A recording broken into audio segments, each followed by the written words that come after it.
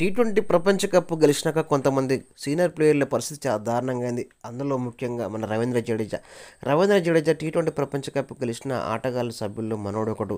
విరాట్ కోహ్లీ అదేవిధంగా రోహిత్ శర్మతో సమతులంగా ఆడినటువంటి మన రవీంద్ర జడేజా 2006, 2008 విరాట్ కోహ్లీతోటి అదేవిధంగా రోహిత్ శర్మతో అండర్-19 మరి ఆటగాడిగా ఆడి 2009 నుంచి టీమిండియాలో కీలక ఆటగాడిగా ఎదిగాడు.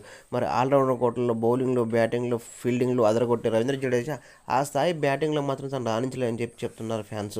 వాస్తవానికి టీ20 ప్రపంచ కప్లో మంచిగా పర్ఫార్మెన్స్ చివరిలో కొద్ది గొప్ప స్కోర్ ఇచ్చినప్పటికీ ఒక మ్యాచ్లో పర్ఫెక్ట్గా తను రాణించలేదు. ఏదేమైనా కూడా టీ20 ప్రపంచ కప్లో బౌలింగ్తో కూడా చాలా దారుణంగా విఫలమయ్యాడు. అయితే రోహిత్ శర్మ అదేవిధంగా విరాట్ కోహ్లీ ఇద్దరు స్టార్ ఆటగాళ్ళు టీ20 ప్రపంచ కప్కు వీడ్కోలు పలికిన నేపథ్యంలోనే టీ20 మ్యాచ్లకు వీడ్కోలు పలికిన నేపథ్యంలో తను కూడా మరి వీళ్ళతో సమానంగా టీ20 ప్రపంచ కప్ అదేవిధంగా టీ20 మ్యాచ్లకు తను కూడా వీడ్కోలు పలికాడు. ఈ క్రమంలో తనకి పొంచి ఉన్న ఉప్పులాగా ఉన్నటువంటి అక్షర్ పటేల్ తన పెద్ద కాంపిటీషన్ అని చెప్పుకోవచ్చు.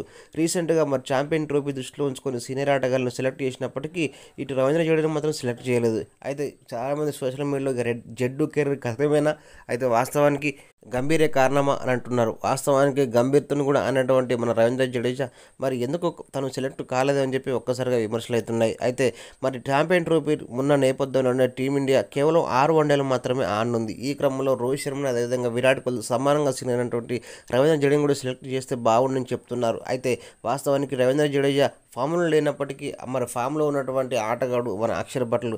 ఈ క్రమంలో తను సెలెక్ట్ చేయడం మేలని చెప్పి అనుకుంటున్నారు మరి మన సెలెక్టర్లు.